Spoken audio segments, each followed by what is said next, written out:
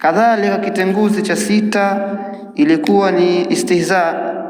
Man istahza bi shay'in min dini rasul, atakaye fanya maskhara kwa chochote katika dini ya Bwana Mtume sallallahu alayhi wa alihi wasallam, au thawabihi au iqabihi kafar, au thawabu au adhabu, huyo anakufuru.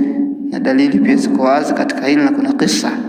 Kwa jambo la istihza, kufanyia mzaha dini, ni jambo la haram, bali ni jambo baya zaidi ambalo linamtoa mtu katika dini yake, mtu anakufuru.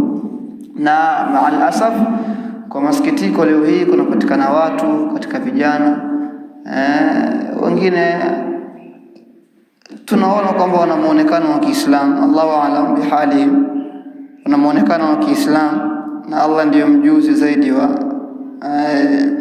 hali yao.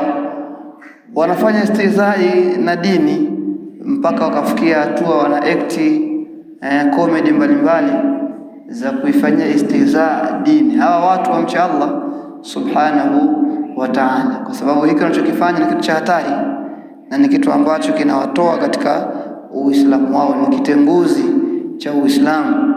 Wanapaswa kuchukua tahadhari na kumwogopa Allah subhanahu wa ta'ala.